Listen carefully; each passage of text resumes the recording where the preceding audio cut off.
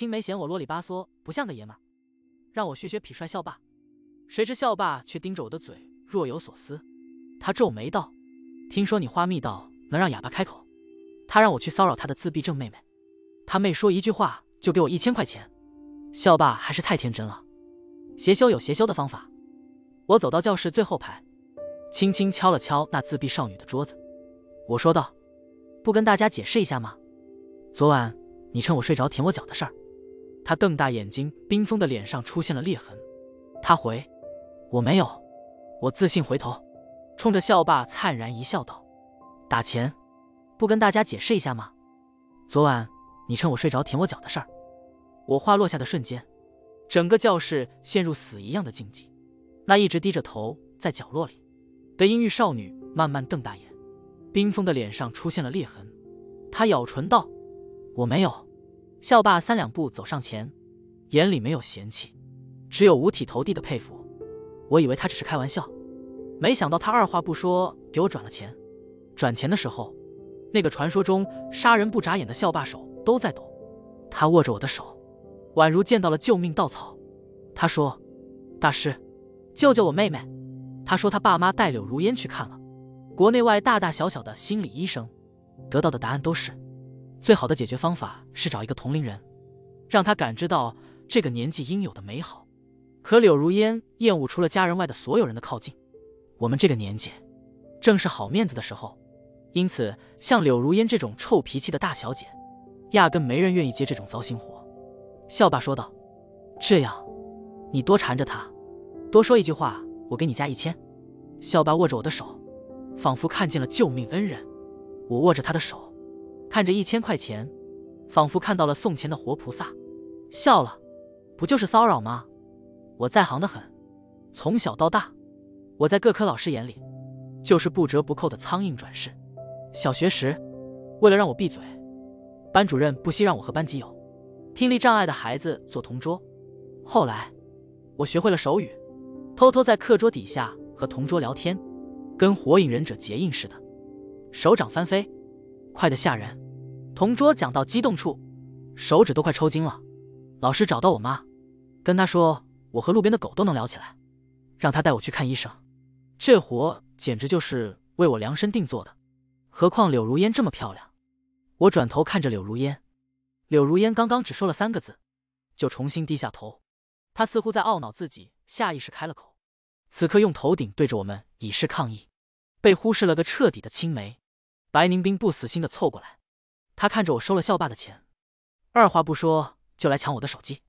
他不满道：“季伯达大丈夫不吃嗟来之食，更何况我们现在的主要心思应该放在学习上，你少跟一些不三不四的人混在一起。”刚刚还被他当 crush 的校霸转过身，眼神冷寂，又恢复了正常模样。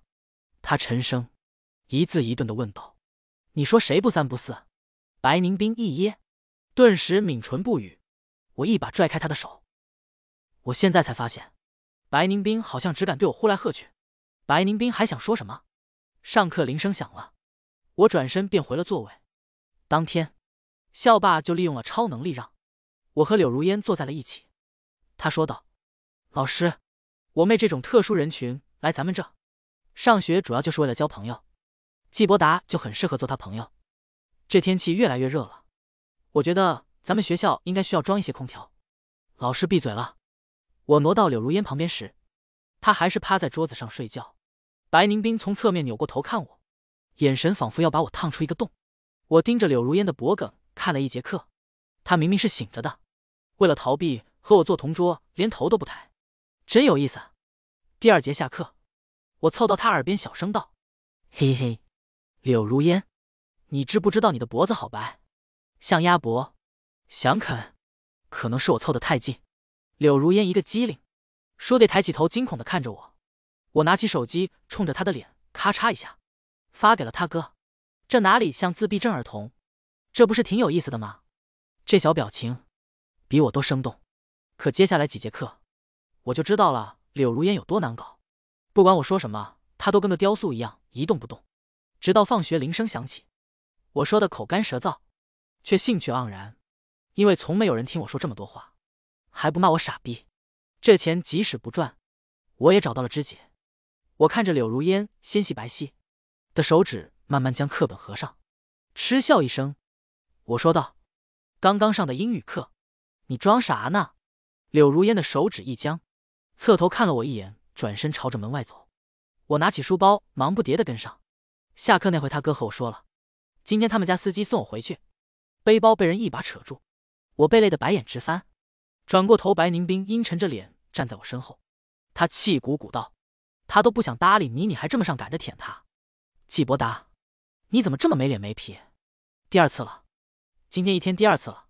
即使她是我暗恋了很久的女神，我也忍受不了她三番两次羞辱我。”我将背包抬起，甩起来，重重地砸在他脸上。白宁冰错愕地看着我，我怒斥道：“你他妈是不是有毛病？我舔你的时候你就心安理得，我舔别人你就说我没脸没皮，咋的？就你欠舔啊？同样是舔，我还不能换换口味了？还有你今早说什么？到处跟人说我给你一个女孩子讲荤话，猥琐下头。”我气笑了，本来都不想跟他算这个账的。他这么说是因为我给他分享了个擦边视频，还评论了点骚话。然而是他总给我分享什么腹肌男视频，然后在下面评论，这样的男人才值得我脱下高腰内裤。还有什么想看老鼠见弟弟以及一系列都转述不出来的骚话。我看他分享的特别高兴，还以为他对这种感兴趣，于是我彻夜通宵钻研苦读骚话，也学着给他分享视频，只为了能让他多搭理我几句。结果他说算欣赏调侃，我说算猥琐下头，这么难伺候，爱死哪去死哪去吧。我一把将他推开，看着快要消失在视野里的柳如烟，快步追上。我问道：“柳如烟，你为什么不等我？”柳如烟当然没回答我。我扭头看向一旁的小卖部，冲着他命令道：“站住，别动！”我惊奇地发现，他竟然真的站在了原地。我抬脚围着他在地上绕了一圈，我说道：“等着我，我去买个东西，不然我就把你偷亲我的事告诉你哥。”柳如烟抬眼看我，这次他显然没有早上这么震惊，但那对桃花眼还是迷茫地盯着我。我拿着棒冰从小卖部出来时，一眼就看到了乖乖站在垃圾桶旁的柳如烟。我眯着眼睛，我以为我喜欢的应该是白宁冰那种活泼少女，怎么柳如烟这种阴郁乖巧病娇也这么可爱？我一边吃着冰棍，一边想，最后得出了一个结论：我不是喜欢哪款，我是单纯的好色。我将冰棍塞进他手中一个，柳如烟没拿，吧唧一声掉在地上，他自顾自地朝前走。我捡起冰棍，快步跑上去，又塞进他手里，又掉在了地上。我来气了，这熊孩子！我三两步追上去，拉过他攥紧的手。柳如烟终于不再淡定，他提着气后退两步，脸涨得通红。我嘿嘿一笑，将冰棍递过去，他拿了，我们并肩朝前走。柳如烟却将冰棍握在手里，一直没吃。于是我小声凑过去跟他说：“不用害羞，我不会把你刚才偷偷放了个香肠屁的事告诉别人。”柳如烟掰开了冰棍，塞进了嘴里，加快了步伐。你看，人在尴尬的时候总是假装很忙，有水时喝水，有冰棍时嘬冰棍。我看着柳如烟温吞地舔着冰棍，突然灵光一现道：“柳如烟，你知不知道碎碎冰可以降温？村里面天热的时候会准备一些给中暑的牛用，所以可不能乱捡地上的碎碎冰吃哦。”柳如烟不吃了，她放下冰棍，嘴巴被冰得通红，静静地看着我，看样子真对我没招了。我有点尴尬，好像这个话题确实是有点恶心了。我正打算换个话题，柳如烟说了今天的第二句话，她蹙眉道：“是猪。”我一愣，随后欣喜若狂道：“对哦，是猪，我记错了。柳如烟，我们也太有共同话题了，你居然也看这种低质视频。”我以为自闭症少女柳如烟不上网，没想到也是网上冲浪高手。我欢呼雀跃，真的让我找到人生知己了。从豪车下来，我热情地跟校霸挥手告别，扭过头却差点没吓死。白宁冰站在楼梯口，眼神冰冷，他蹙眉道：“你妈知道吗？你和一个有病的女生走这么近。”我将多买的一根碎冰冰递过去，白凝冰的神色放松了些许，伸手就要去接，却还是没有止住话头。他说道：“柳如烟那种人明显就有精神疾病，你以为谁都像我脾气这么好？从小到大被你吵得脑子都要掉了，还……”下一秒，我用力将已经化了的碎冰冰捏碎，朝着他的脸啪的甩了过去。他惊叫一声，后退2步，楼梯的声控灯都亮了起来。白凝冰涨红了脸，死死地瞪着我。他咬唇道：“你疯了！”我掏出纸巾擦着手指，从他身旁走过。我说道：“说别人有病，我看你才是最有病的那个。”白凝冰回过头，我已经转身爬上了2阶楼梯。次日趁着下课时，我提出要加柳如烟微信，他难得的搭理我了。他说：“不。”我拿起手机拍他，他蹙眉挥舞开。我伸手拿他手机，他却惊恐的好像我要非礼他一样，瞬间后退2步。我们正在闹个不停的时候，白凝冰敲了敲我的桌子，他说道：“季伯达，昨晚的事我不跟你计较，我妈今晚做了糖醋排骨，放学我们一起走。”我放过了折磨柳如烟，斜眼看着白凝冰，他有病吧？昨天的话是听不懂吗？我懒得搭理他，转过头就发现柳如烟已经站起身出了教室门。我深吸一口气，转头追了出去。柳如烟在教室门口跟个呆头鹅一样呆呆地站着不动，我估计他是想躲我，又不知道去哪里。 CPU 烧了，我觉得好笑，伸出手戳了戳他道：“喂，真不假。”他没说话，继续呆呆地站着，直到上课铃声响起。我说：“喂，老师来了。”我拉他的袖子，柳如烟却一动不动。“你们站在这里干什么呢？”音乐老师皱着眉，我看看呆头鹅柳如烟，又看了看音乐老师。我说道：“老师。”柳如烟她肚子疼快拉裤兜了。柳如烟瞳孔微颤，惊讶于我的随口胡诌。老师摆摆手，让我带他去医务室。我五音不全，音乐课能逃出来完全是仗着。柳如烟在老师眼里是乖宝宝，她像个石头块一样被我拖着朝前走。路过窗户时，我看到了神色阴郁的白凝冰。我问道：“柳如烟，你是不是没有逃过课？”我掰开她紧攥的手，少女手心温热，我心头划过一抹瘙痒，不要脸的将自己手塞了进去。她没甩开，我拉着她穿过学校门口的小巷，找到了最爱吃的馆子。老板乐呵呵的端上来一碗面。老板问道：“带朋友来啊？这不是上课时间吗？”我笑眯眯的说道：“对，我们逃课来的。”柳如烟的呼吸都停滞住了，她抬手去捂我的嘴，惊恐的恨不得让我原地把话咽回去。我乐不可支，柳如烟这小玩意谁发明的？这么可爱，完全长在我的萌点上了。我端来2个小碗，我说道：“你一半，我一半，感情不会散。”柳如烟蹙眉看着那碗面，没有说话。我以为她嫌弃我，没想到她拿起手机递了过来。我看懂了她的意思，她是想说她有钱，我们可以1人买1碗。我无语，其实是因为我压根吃不完，早饭刚吃了3斤包子，咋可能吃得下1整碗？我趁机拿过她的手机，加了自己的微信。柳如烟手一顿，却没阻止。柳如烟吃饭很优雅，即使最普通的一碗面也被她吃出了金贵的感觉。直到饭吃完了，我抹了把嘴，拉着她转身就跑。柳如烟懵了，踉踉跄跄的跟着我跑，直到跑出了小巷子我才回过头。少女的眼神里满是不可置信，她似乎从没做过这样离经叛道的事。她的心跳得很快，即使我们面对面我也听得到。她咬着唇，拉着我朝回走，我却站定在原地，一脸无所谓的样子说道：“逃都逃单了，还要回去，多丢人。”柳如烟抿着嘴，一言不发地看着我。她倒也没生气，眼里都是委屈，但还夹杂着对底线的坚守。我笑嘻嘻地看着她道：“回去可以，你要跟老板说对不起，我们来还钱，我就回去。”柳如烟站在巷子口，纠结了足足5分钟，终于认命的和我牵着手朝回走。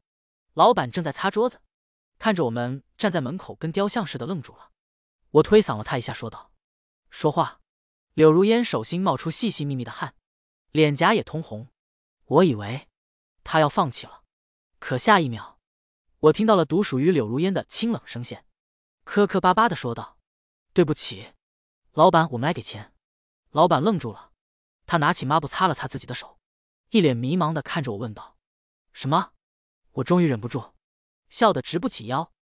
我和老板有微信，每次都是直接转账，包括班主任那里，我也给柳如烟请了假，可他傻乎乎的，我说什么他便信什么。柳如烟有一些不高兴，他嘴唇动了动，二话不说往回走。我追在他身后，喋喋不休道：“哎呦，我错了，我就是想让你多说2句话嘛。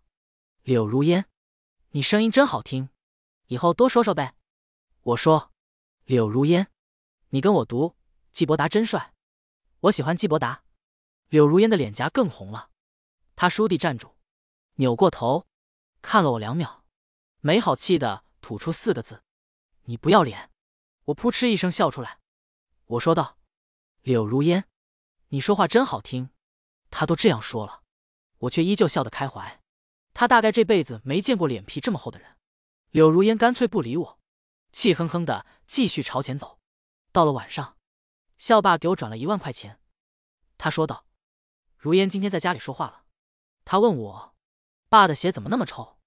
大师，你是我们全家的福星。”我笑倒在床上，想象着柳如烟皱着眉头的样子，可爱的有点过分了。我拿出手机给柳如烟发消息，可电话铃声却在此时响起。我不耐烦的挂断，又是白宁冰。我将他的电话微信拉黑后，他就开始用他妈的手机给我打。我和白宁冰家住对门，白母对我不错，他和我妈妈关系很好，我再怎么离经叛道，也不能做出拉黑长辈的事。我烦躁的挠了挠头，将手机甩到一边。这白宁冰到底是有什么毛病？从小到大我追着他屁股后面跑，他都没有给我打过1通电话，向来都是我骚扰他。我话拉开和白宁冰的聊天记录，几乎是我单方面的输出，而他过了几百条消息才会NO的回复我1、2条。我刚返回去，就发现柳如烟给我发来的消息。我以为他会像我们见面时一样冷淡，可自从加了微信后，我发的每条消息柳如烟都会回，虽然只是简单的1、2个字，但是我感觉到了前所未有的精神层面上的满足。他甚至会偷我的表情包回复我。后来我给他发流氓表情包，他就不偷了。可能自闭症小妹柳如烟只是不爱说话，互联网上还是很热情的嘛。早上好，柳如烟。我笑眯眯地向她打招呼。高冷的女神没说话，只是抬眼看了我一眼。我有些奇怪，她今天是不是有些过于安静了？下一秒，我便看到自己桌子上的早餐。我震惊道：“你给我带的？”柳如烟点点头，又摇摇头道：“我哥。”他话还是这么少，可我却明白了。我笑道：“那替我谢谢你哥，这家的灌汤包可难买了。”我吃得满嘴流油。柳如烟在一旁给我递纸巾。白宁冰走上前，有些烦躁地瞪着我道：“你到底想怎么样啊？电话不接，消息也不回，明明住得这么近，你却跟个老鼠一样，连人都见不到。”我收起桌子上的包子道：“你既然知道我在躲着你，那你就别出现在我面前了呗。”白宁冰被气得胸口剧烈起伏，他气鼓鼓道：“你不会真以为人家这种有钱人家的千金能看上你这种臭屌丝吧？”我咀嚼包子的动作一顿，柳如烟抽纸的动作也停住了。他抬眼淡淡的看着白宁冰，我啪的一声，猛地拍着桌子站了起来，怒斥道：“白宁冰，我们还都是学生，你的思想怎会如此肮脏？满脑子都是情情爱爱，这像是一个学生该有的样子吗？作为同班同学，你不想着帮助同学也就算了，居然还在这里挑拨离间。”白宁冰张张嘴，我立马将他的话堵回去。我说道：“还是说，你该不会是早恋了吧，才会满脑子都是这种想法？”白宁冰被我气得不轻，他咬唇道：“季伯达，我是把你当好朋友才这样说的，像柳如烟这种家庭的千金。”然而，他话还没说完，身后响起班主任冰冷的声音：“白宁冰，给我来一趟办公室。”我简直要笑死了，可扭过头却发现，柳如烟正定定地盯着我，眼底幽深一片。我还没开口，他抿唇将头扭到一边。我揉着额头，得了，小公主又生气了。我凑过去哄她道：“你确实不需要帮助，我说错了，是我需要你的帮助。你作业借我抄抄呗。”柳如烟不理人，还一直用胳膊肘推我。下一秒，我脑子一抽，对着她的胳膊肘一弹，直接弹在了她的麻筋上。柳如烟抱着胳膊咬唇道：“你干嘛？”哎呦，我说道：“不好意思，不好意思，就是你昨天分享给我的那个抽象视频，我找不到了，你重新发我一遍呗。”他冷哼一声，还是不理我。我叹口气，认命的趴在桌子上。没2分钟，手机传来震动，我从桌洞掏出来，上面是柳如烟的转账。他写道：“继续帮助我，我们家有钱，别跟他说话，我讨厌他，这兄妹俩的超能力，谁顶得住啊？”我捂着心脏，二话不说将钱收了下来。校爸说要请我吃饭，说他爸妈都想当面感谢我。柳如烟最近在家说话的时间越来越久，虽然只是简短的文字，但也让他们看到了希望。我摆摆手道：“这些都是小问题。”其实柳如烟和普通人还是有着很大区别的。平均我说100句话，他能回复我2、3句就已经很不错了。临近暑假，我跟隔壁班的朋友讨论旅游景点，最近小赚一笔，打算趁着暑假跟朋友一起出国转转。身侧传来滚烫的视线，我扭过头，柳如烟正盯着我的手机。见他感兴趣，我随手点开一个问道：“柳如烟，你喜欢去哪玩？”他没说话，淡淡的将视线收回。我也没指望他理我。紧接着，柳如烟清冷的声音在我身侧响起，他问道：“你暑假要去玩吗？”我回：“对，想去 M 国。”我随口邀请道：“一起去吗？”柳如烟再次没了动静。我转着笔，滑动到下一个视频。前桌女生转过头，兴奋地跟我分享她去年去 M 国游玩的旅游景点。旁边的柳如烟好像说了什么，但太快我没听见。我扭过头，就发现她已经趴在桌子上不说话了。她又生气了。最近柳如烟总是莫名其妙生气，我不知道她怎么了。戳了2下没动静，便干脆忙自己的事情了。很快到放学时，等我收拾完书包抬起头，却发现柳如烟已经收拾好背包，走到了教室门口。她站在教室门外，夕阳洒在她的侧脸。我知道她在等我，我加快了动作，想着等一下走在路上问问她今天为什么生气。可下一秒，白宁冰的脸突然出现在我面前，把我吓了一跳。我无语道：“你又想干啥？”我皱着眉看他。白宁冰随手甩过来一把钥匙，他冷哼一声说道：“你妈打你电话没人接，要我转告你，说他们临时有事出门1周，让我爸妈照顾你，让你来我家住。”我深吸一口气道：“我自己在家点外卖不行啊？”再抬眼，柳如烟已经不见了。我烦躁地挠了挠头，追出门去，发现柳如烟已经走了。我大概明白柳如烟为什么生气了，她好像对我有着特别的占有欲。我跟前桌女生说话会生气，我跟白宁冰说话，她就会气上加气。可我一点都不觉得她无理取闹，我觉得可爱极了。占有欲不就是喜欢的开始吗？我踢着石子儿，百无聊赖地往家走。最近一直坐柳如烟家的车坐惯了，猝不及防让我像往常一样走路回家，脚还真磨得有点痛。身后传来窸窸窣窣的动静，我回过头却空无一物。我搓了搓身上的鸡皮疙瘩，皱眉道：“该不会被小混混盯上了吧？”我又走2步，身后依然有微不可察的脚步声。我猛地回过头，就看到了僵直的柳如烟，眼底划过一抹笑意。我转身朝着她走去，柳如烟呆在原地，似乎想躲起来，可周围连个垃圾桶都没有，所以她脚步定住了。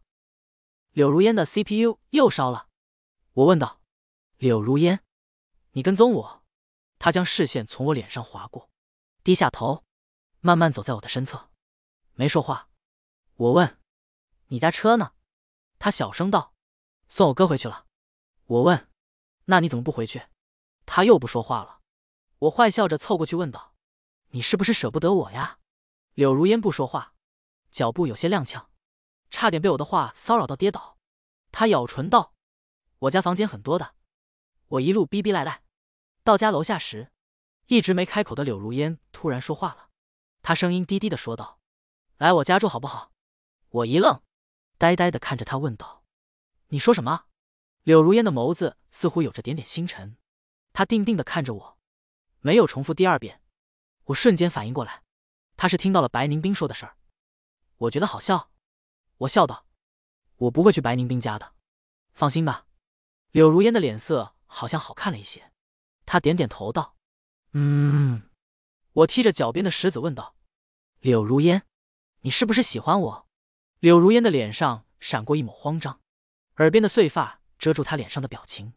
她低头太快，我什么都没看清，我全当是逗她玩，嘿嘿一笑，冲她摆摆手道：“行了，你快回去吧，能和大小姐散步还真是我的荣幸。”看着柳如烟消失在视野里，我转身就要朝家走，可迎面走来的爸妈却吓了我一跳。我问道：“你们不是出差了吗？”我妈的脸色很沉，她说：“外婆生病了，妈已经向你跟老师请了假，反正你还有1周就要放暑假了，咱们直接去外婆那里，老家离得并不近，这意味着我明早就没办法去上学。”于是我掏出手机给柳如烟发消息，转身跟着爸妈一起去了外婆家。夜深人静，我滑动着手机，也没有等到柳如烟的回复。我皱着眉头向上滑动着聊天记录，疑惑道：“她不会还在生气吧？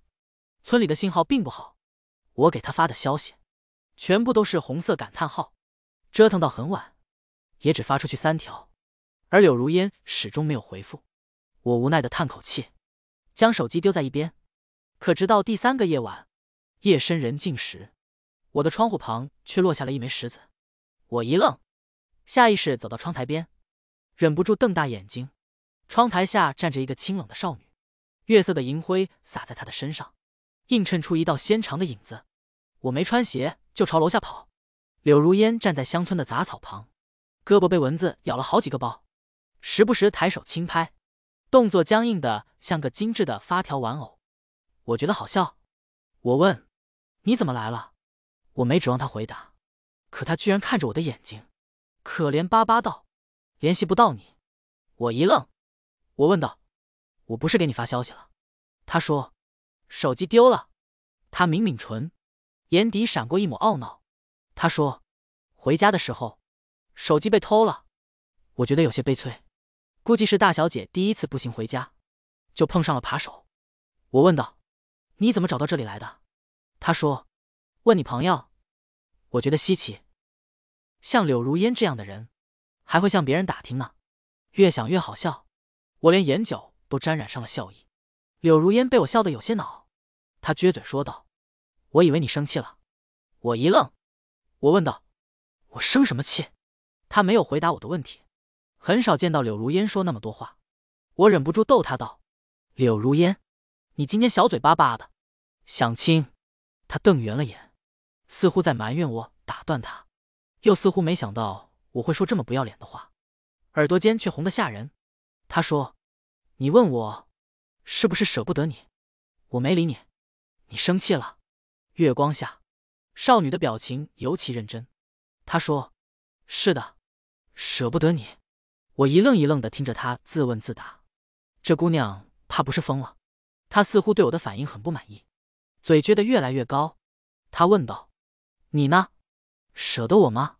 我突然反应过来，柳如烟以为分别的那天晚上，我问她问题，她没给我回应，所以我生气不理她了，所以着急追到这里来了。舍不舍得是什么鬼问题？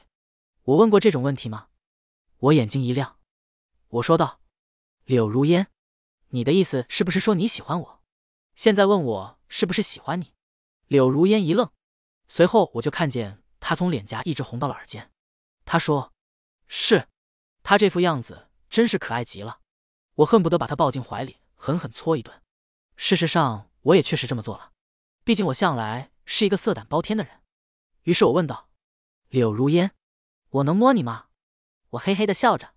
柳如烟的声音带了些无奈，她回：“你已经摸了。”行吧行吧，先斩后奏，皇权特许。我问她：“你是怎么来的？”她回过头看了看不远处，我吓了一跳，这才发现经常载着我们的司机停在村口。此刻浑身被叮满蚊子包，正在奋力拍打着蚊子。我嘴角抽了抽，我说：“你先回去吧，我明天也回去。”他点点头，将我的手从他的胸前挪开。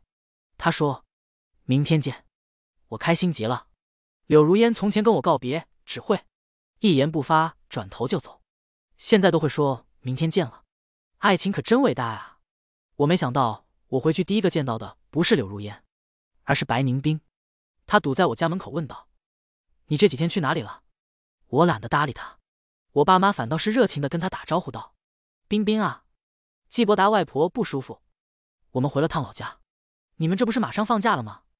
这几天就不让季伯达去学校了，有什么练习册，你帮我们带回来啊。”白宁冰在我父母面前一向乖巧，我懒得看他那副矫揉造作的样，拎着行李箱转身回屋。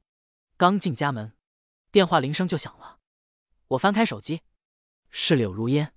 她说她在我家楼下。我说道：“妈，我去扔个垃圾。”我兴奋地提着垃圾袋转头往楼下跑。柳如烟蹲在我家垃圾桶楼下，像一只被主人抛弃的小猫。我咽了咽口水，妈的，世界上怎么会有如此的绝色美人？如此绝色美人，还偏偏是我女朋友，谁懂？我心里涌起无限感慨，三两步跑上前。柳如烟站起身，我快速把她搂进怀里。她先是一愣，随后眼底荡开笑意。柳如烟还是不习惯笑，她尽量勾起唇角，却还是有些像被迫营业的职业假笑。我也不在意，柳如烟都漂亮成这样了，挖鼻屎也是美的。我抱着她说话，喋喋不休地说着在外婆家发生的所有事，像从前一样。柳如烟安静地听着，时不时点点头。她话还是很少，可我却被她乖巧的模样迷得神魂颠倒。算着时间差不多了，我依依不舍地跟她告别，俯下身子，一个亲吻印在她的脸颊，满意地看着柳如烟再次红得像水煮虾一样。我流氓似的拍拍她的屁股道：“行了，我回去了。”原来这就是调戏女朋友的感觉啊！可走到楼梯口，却差点没把我吓死。白宁冰脸色阴郁，身后跟着的是我爸妈。柳如烟站在不远处，白宁冰的声音低到只有我们两人才能听见。他咬唇道：“季伯达，你的喜欢真廉价，可以这么快就给另一个人。”我也冷冷地看着他，我说道：“不然呢？继续给你当没脸没皮的舔狗。”我爸妈一直都是知道我喜欢白宁冰的。白宁冰侧过身，冲着我妈微微笑道：“阿姨，就是那个女孩，她勾引季伯达早恋。”我瞪圆眼睛，我妈看着不远处脸色苍白，却还是走过来的柳如烟，眉头轻皱道：“早恋？什么早恋？季伯达不是已经成年了吗？怎么，那姑娘没成年？”我笑了笑，立马回答道：“她比我就小1个月。”我妈舒了口气，满意的看着站在面前的柳如烟道：“那不就行了？”白宁冰不可置信道：“阿姨。”我静静的看着她破防，忘了告诉她，我妈之所以喜欢她，是因为我妈是颜控。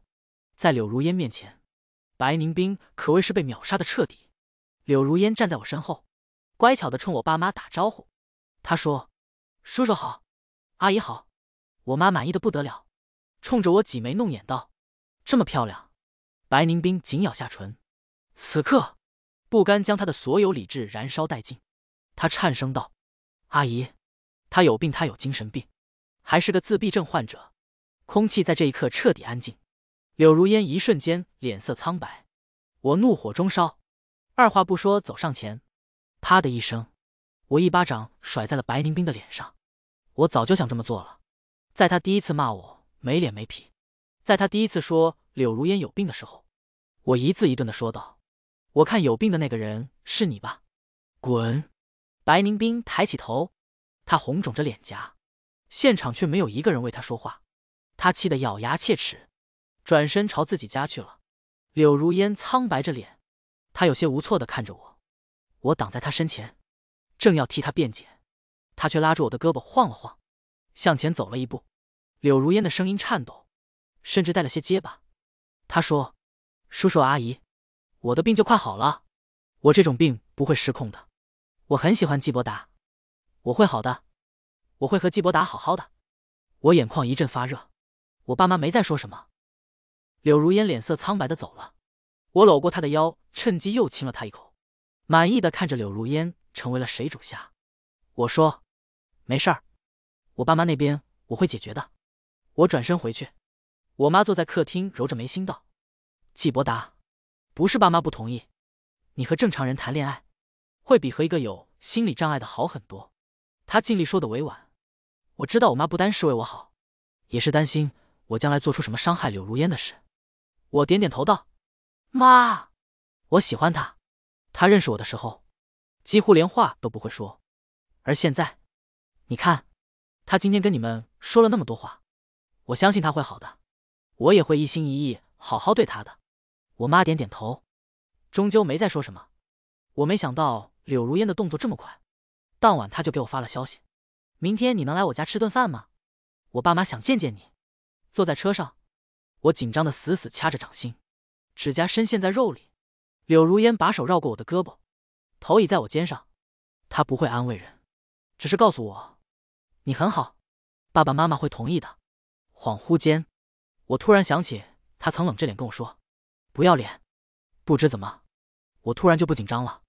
我幻想过许多场景，比如柳如烟的父母高高在上，冷冷地斜视着我，趁柳如烟不注意时，他妈甩在我脸上一张支票，让我离开他女儿。可当车开进院门，我还是惊呆了。柳如烟的父母站在两排，和他们家佣人一起，穿着通红的服饰，像参加谁的婚礼似的。校爸站在正中间，手里举着一个巨大的横幅，上面写道：“欢迎柳家救世主季伯达少爷光临寒舍。”寒舍，我抽了抽嘴角，这么大的别墅，这么豪华的装修，说是寒舍。柳如烟的母亲拉过我的手，激动的老泪纵横，就差没给我跪下了。她说：“伯达，你可一定要好好跟我们如烟在一起。你不知道我这些年给他找了多少心理医生，给他找了多少同伴，不管男男女女，那些小朋友啊，在如烟身旁都不能待超过1星期的，只有你。”他卡壳了一下，继续说道：“这么顽强坚韧有趣的人，才能打开如烟的心扉。”我嘴角抽了抽：“阿姨，其实你刚刚想说的是，像我这么不要脸的人才能打开他的心扉，对吧？不过我也并不恼，毕竟这段爱情确实是我入室抢劫得到的。”晚上，我躺在床上翻腾着手机，突然收到了柳如烟发来的表情包，偷偷观察，好家伙，又偷我表情包。我回道：“怎么了？”我字还没打出去，柳如烟的视频就打过来了。我刚点开就被对面美颜暴击了。柳如烟像是刚洗完澡，发丝还湿漉漉的贴在脸颊边，水珠顺着额角滑落，沿着精致的下颌线流向锁骨，在微微起伏的胸口汇成一道弧线，最后悄然没入她的吊带背心深处。好白！我瞪大眼睛，简直不敢相信这是我的呆萌小猫。我问如烟：“你为什么不穿件外套？”她雪白的皮肤染上了一层粉色，看样子羞极了，从一旁拿起衣服套了上去。她回：“想让你看。”嗨，这孩子怎么净说大实话？看我无语的表情，柳如烟有些无措。她是昨晚在手机上搜的，怎么让男朋友更喜欢自己。她有点涩涩，是很涩涩。豆包告诉她，如果想留住一个男人的心，就要投其所好。可我刚刚除了震惊，好像没什么反应，到现在都还没开口说话。他像是做错了。我看着他懊恼的眸子，轻咳一声说道：“没事，做得好。”刚开口，口水就流了下来。空气安静了一瞬，我脸瞬间爆红。不是，我只是趴着，姿势太别扭才流的口水，真没有这么馋，丢死人了。柳如烟眼睛亮亮的，乖巧的坐在手机面前，我却总觉得他在笑我。他说道：“季伯达 ，M 国，和我一起去行吗？”他抿着唇看我，小心翼翼。我突然想起他那天说的话，我问他要不要一起，他说好。我还没开口，他转身就走。我一愣，这是现在就出发，也不必行动力这么强吧。没1分钟，柳如烟再次出现在了视频里，她胸口起伏，大口喘着气，手里拿着一个什么东西。他说：“我哥能买单。”我无语，怎么说呢？这个世界上除了美女，最迷人的恐怕就是柳如烟手里的黑卡了。美女加黑卡，谁能拒绝我给谁磕一个？我轻咳一声，这该死的女人，真是有魅力啊！我要和女朋友一起去旅游的消息，不知怎么传到了白母耳朵里。临出发的前一晚，我撅着个大腚正在收拾行李，一回头就看到了白宁冰。她瘦了些，眼下有些黑，像是没睡好。她小声道：“我妈喊你去吃饭，似乎怕我不同意。”她又补充道：“阿姨也在。白母对我是真的不错，从小我爸妈出差，我都是在白宁冰家蹭饭。她也曾多少次明里暗里撮合我和白宁冰，可白宁冰觉得我这人啰里吧嗦的。大家都是成年人，一顿饭吃的并不算尴尬。只是在饭后，白母从屋里拿出了一个巨大的相册，我的笑僵在脸上，在一旁如坐针毡。她对我妈说道：“你瞧，这是他俩小时候一起跳交际舞的时候。这张是有狗咬住了冰冰屁股，季伯达那个勇敢哟，一边拽一边咬那个狗尾巴。”我无语，白宁冰的脸色更差了。我妈坐在一旁淡笑着，没人搭腔。白母有些尴尬，她说道：“这一眨眼，2个孩子都长大了。伯达小时候就很照顾我们冰冰，我一直都想着将来冰冰肯定会嫁给他的。可你看这怎么转眼2人就闹别扭了？冰冰都几天没在家里笑过了。伯达，你有空也和冰冰多聊聊天。”我深吸一口气，慢慢站起身。我说道：“阿姨，没什么事，我先回去了。”看着我的背影，没有说话。刚出门，就被门口站着的人吓了一跳，差点没蹦出2里地。声控灯刚刚没亮，少女蹲在我家门口，像个被人抛弃的小猫。我问道：“你怎么这回来了？”我心虚的朝身后看了一眼，还好白宁冰没跟来，不然柳如烟这张俏脸又要揉成一团了。她委屈巴巴道：“电话你没接。”我尴尬的挠挠头，光顾着吃饭，忘家里了。柳如烟眼尾有些红，她定定的看着我。我说道：“那你大半夜跑过来演？”声控灯彻底灭掉的瞬间，她突然扑进了我的怀里。她颤声道：“我害怕。”我迷茫的眨眨眼，不太明白她这句话什么意思。可柳如烟抱得太紧，我一时挣脱不开，只好伸出手，顺着她的头发摸呀摸，像撸一只小猫。昏暗的楼梯口，身后好像传来了开门的动静，又关上了。我轻轻推开柳如烟，叹了口气道：“怕什么？怕我明天不和你去，还是怕我吃顿饭就变心了？”柳如烟的眸子湿漉漉的，抿着唇不说话。我直接伸手捏住她嘴巴2侧，捏成一个圆圈。我说道：“说话。”她小声道：“你喜欢他好久？喜欢我不久。”我双手捧着柳如烟的脸，把她的俏脸当包子揉。我说道：“美女，你平常有照镜子吗？请别用这张美的惊心动魄的脸自卑，好吗？太犯规了，我会想那啥你的。”柳如烟眨眨眼，脸上的肉被我堆在一起，像面包超人。她问道：“那啥是什么？”我轻咳一声，还是不带坏孩子了，以后再慢慢用实战教他吧。我不解释，柳如烟也不追问，她点点头，乖巧的跟我回家收拾行李。她可以晚上问豆包，豆包懂得多。我妈进门就看到柳如烟在收拾行李，而我翘着个2郎腿，逼逼赖赖。我说道：“这个就没必要带了吧？那个带了有啥用啊？咱们得轻装上阵，尽量带有用的东西。”我说道：“会喷水的海绵宝宝，这个得带。”柳如烟不耐其烦的一遍遍的翻东西装东西，又重新拿出来，像个人机。我妈说道：“你别欺负人家。”我妈有些无语。柳如烟冲着我妈莞尔一笑道：“阿姨好。”我妈欲言又止的看着她。算了，看样子她乐在其中的样子。我和柳如烟从 M 国回来后，她变得愈发粘人了，整天不是要见面，就是要打电话。即使大多数时候她什么都不说，也要看着我。换做别人可能早就疯了，但我就是屁话多的没地方说。用我妈的话说，我和柳如烟就是什么锅配什么盖。没过多久，白宁冰搬家了。我一边和柳如烟煲着电话粥，一边从家里走出来。我爸让我去楼下倒垃圾，可推开门，就撞见了正在搬东西的白宁冰。我微微一怔，他似乎瘦了不少，他的目光在我脸上停留几秒，眼底有着我看不出的悲伤。我拎着垃圾朝楼下走，身后突然响起了白宁冰的声音：“季伯达。”我扭过头，白宁冰站在楼梯上方，一如我多少次仰望他一样高高在上，可似乎又有哪些不同。他微微低下头，声音都有些抖。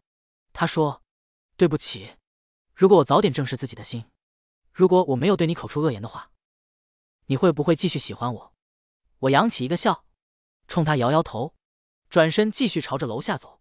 电话里，柳如烟的声音低沉了几分，她气鼓鼓道：“你答应过我的，不许和他说话。”我轻啧一声，我说道：“我不是没开口吗？”